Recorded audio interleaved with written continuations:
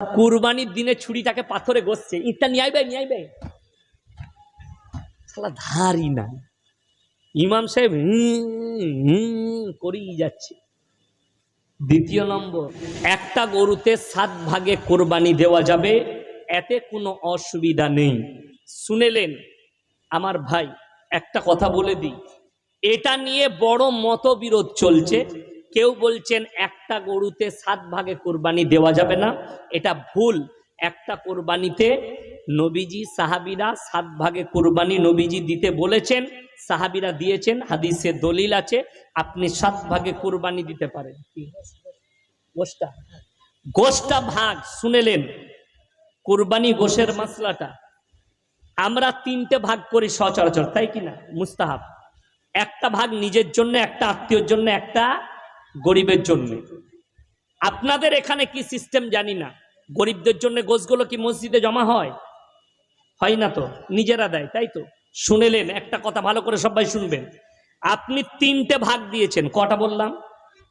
3টে। আপনার পরিবারে 20টা লোক আছে, 3 জনের নামে ওয়াজিব 3টে কুরবানি দিয়েছেন। দেখা গেল গোশ যদি আপনি বিলি করেন আপনার পরিবারে কম পড়ে যাবে, তাহলে গোশ বিলি না করলেও চলবে। কথাটা বুঝতে পেরেছেন না পারেননি? যেটা বললাম, আমাদের যেটা করা হয় ওটা মুস্তাহাব কাজ, আপনি করতে পারেন, না করলেও কোনো কি দোষের নাই। আপনার যদি পরিবারে প্রয়োজন পড়ে আপনি অবশ্যই রাখবেন, কিন্তু হিসেব হচ্ছে আত্মীয়র হক, গরিবের হক, যারা প্রতিবেশী গরিব আছে। ও আতিদাল কুরবা, প্রথমে কাছের গরিব দেখো কে আছে, তাকে পৌঁছে দাও একটা ভাগ। ওয়াল ইয়াতামা ওয়াল মাসাকিন, মিসকিনকে দাও, আর একটা আত্মীয়কে দিবে, আত্মীয় যে কাছের আত্মীয় আছে তাদেরকে দাও, তাদের কাছে পৌঁছাও। এরপর বলে দিই, আপনি গরিব বলতে যাদেরকে বোঝাচ্ছেন, আপনি খোঁজ নেবেন আপনার প্রতিবেশীতে যার ঘরে কুরবানি হয়নি, তাকে কুরবানির দিনে অনেক জায়গায় গরু জবাই হয় না? হয় না? কথা বলেন। সকালে গোশত গরিবরা কিনে, এর থেকে বড় পাপ কাজ আর কিছু নাই। সেখানে প্রত্যেকটা, যদি এরকম সিস্টেম হয় যে গরিবরা নিতে লজ্জা পাবে, গরিবের ঘরে পৌঁছাতে লজ্জা লাগে, গ্রামের যারা, শুনেলেন আজকে যে যুবকরা জলসা দিয়েছো তাদেরকে বলবো, এরকম গ্রামের যারা কমিটি আছেন তাদেরকে বলবো, গ্রামে আল্লাহ যাদেরকে মাল দিয়েছে 500 করে 1000 করে চাঁদা তুলে একটা গরু কিনলেন, কিংবা 2টো গরু কিনলেন। গরু কিনে গরিবদের নাম লিস্ট করে, এটা তোদের পাড়ায় তোরা করে এতজন মিলে ভাগ করে নিবি, এটা তোরা ভাগ করে নিবি। আলহামদুলিল্লাহ, খুব ভালো, তাদেরকে আর কারো কাছে যেতে হলো না। এই সিস্টেম করতে পারেন। গরিবের 3টে ভাগ করবেন, একটা নিজের জন্য রাখবেন, একটা আত্মীয়র জন্য। আবার বলে দিচ্ছি, গোশ খাওয়ার নাম কোরবানি নয়। কোরবানি মানে হচ্ছে ত্যাগ। ত্যাগ করবেন কিসকে? রাগকে। ভাইয়ের সাথে কথা নাই, ঈদগায় ভাইকে বুকে জড়িয়ে বলো, ভাই আজকে আমার বাড়িতে খানা খাস। প্রতিবেশীর সাথে কথা নাই, সালাম আলাইকুম ভাই, ক্ষমা করে দিও, ভুল হয়ে থাকলে ভাইয়ের সাথে মোলাকাত করে নাও। এটার নাম হচ্ছে শরীয়ত। এই কুরবানিটাই ইসলাম শিখিয়েছে। আর যে জানোয়ারটার কুরবানি দিচ্ছেন, আপনাকে বলি আর একটা গুরুত্বপূর্ণ কথা, সমাজের ভারতের পরিস্থিতির উপস্থিত রেখে, পরিস্থিতির মোকাবেলা করতে কোন রকমের কোন দলিত, আদিবাসী, অমুসলিম ভাইয়ের হাতে মাংস দিবেন না। যদি বলেন দিয়া কি না জায়েজ, না, অবশ্যই হালাল, অবশ্যই দিতে পাবেন, সে যদি আপনার কাছে চাইতে আসে। বর্তমান, আবার বলছি, পরিস্থিতির ওপরে নজর রেখে, ভারতের পরিস্থিতি, আপনাকে উদাহরণ দিয়ে বুঝাই তবে বুঝতে পারবেন গুদা বাংলায়। আপনি একটা দলিত ভাইকে মাংস দিলেন, সে নিয়ে যাচ্ছে, তার বাড়ি হচ্ছে একটা হিন্দু পাড়ায়, সে রাস্তা দিয়ে যাচ্ছে, মন্দিরের সামনে তার চিকটা ফেটে পড়ে গেল মাংসটা। সে মদ খেয়ে আছে, না হলে গাঁজা খেয়ে, সে মাংসটা কুড়ালো না, পালিয়ে গেল। পরবর্তীতে অনেক হিন্দু ভাই যখন দেখলে এখানে গরুর মাংস পড়ে আছে, আজকে কুরবানি মানে এটা মুসলমানরা ফেলে গেছে, সেখানে একটা দাঙ্গা এবং অশান্তি সৃষ্টি হলো। ঠিক কিনা কথা বলে? কেউ যদি খেতে চায়, আপনি তাকে বলুন যে ভাই একটু ঘুরে এসো, না হলে বসো, আমরা রান্না চাপিয়েছি, রান্না মাংস তোমাকে খাওয়াচ্ছি। তাকে 2 বাটি 4 বাটি 5 বাটি খাইয়ে দেন, কিন্তু বর্তমান পরিস্থিতির ওপরে তাদের হাতে মাংস দিবেন না, যাতে কোনো এলাকায় অশান্তি সৃষ্টি হয়। এলাকায় পরিস্থিতিকে শান্ত রাখার জন্যে ওই রকম দলিত আদিবাসীদের হাতে মাংস দিবেন। আমাদের মুসলমানদের কিছু নেচার খারাপ আছে, কি জানেন? ওই ছেঁচড়া ফেঁচড়া থাকে, ওগুলো ধরে ভরে দিল, ওইটাই তো ঝামেলা হবে। সে যখন রাস্তায় যেতে যেতে দেখবে গাঁজা খেয়ে আছে, তো ছেঁচড়া গুলো দিয়েছে, খাবো না, ফেলে দিল, আর ফেললে সালা মন্দিরের সামনে। কথাটা বুঝতে পেরেছেন না পারেননি? খুব ভালো করে গুদা বাংলায় বুঝাচ্ছি আমি, কঠিন বাংলা বলিনি আমার ভাই।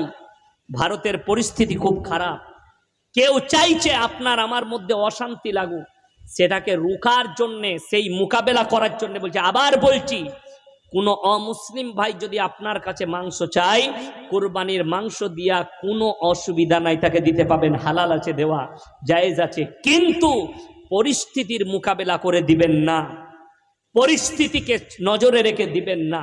আপনি রান্না মাংস খাইয়ে দেন, রান্না গোশত খাইয়ে দেন, কিন্তু এমনি দিবেন না। আপনি থানায় যাবেন, ইমামরা যায়, ইমামদিকে এই কথাটাই বলতে হবে, ইমামদিকে এটাই বোঝানো হয়। আপনি গরু জবাহ করবেন, অবশ্যই করবেন। ইসলাম কেউ কি কষ্ট দিতে শিখায়নি, আপনার দ্বারা যেন কোনো অমুসলিম ভাই কষ্ট না পায়, এটা মাথায় রাখবেন। আপনার দ্বারা যেন কোনো অমুসলিম ভাই কষ্ট না পায়, আপনি আড়াল করে আপনার পশুটাকে জবাহ করবেন। কি করে করবেন?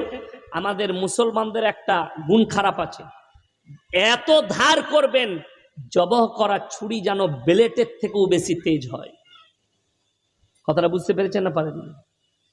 তারা কুরবানির দিনে ছুরিটাকে পাথরে ঘষছে, ইটটা নিয়ে আইবে, নিয়ে আইবে, সালা ধারই না। ইমাম সাহেব করেই যাচ্ছে। দ্বিতীয় নম্বর, আমাদের দেশের লোক, আমাকে কালকে একজন ফোন করেছিল, হুজুর আমার গরুটা একজন বলছে দেখাশোনা করব, তার বদলে সে বলেছে আমাকে একটা ভাগ দিবে। একদম জায়েজ নাই। কথাটা বুঝতে পেরেছেন না পারেন? আপনার গরু কেউ যদি দেখাশোনা করে, তার বদলে তাকে মূল্য দিতে পাবেন, মাংস হিসাবে দেওয়া জায়েজ নাই। আপনার গরু কেউ ছাড়াচ্ছে, তাকে আপনি মাংস দেওয়া জায়েজ নাই, তাকে পয়সা রূপে আপনি যে কোনো টাকা দিতে পারেন। কষ্ট কোথায় বলে দিই, আমাদের দেশের লোকরা বলে ইমাম রেখেছি ফ্রি, পয়সা দিয়ে। কুরবানির গরু জবাই করলে আবার পয়সা কিসের? অবশ্যই ইমাম সাহেব যদি গরু জবাই করে, অবশ্যই হাদিয়া দিবেন, 100 টাকাও দিবেন, 200 টাকা দিবেন, 300 টাকা দিবেন। তৃতীয় নম্বর যেটা বলছে, ওটা ইমামের হক আপনার।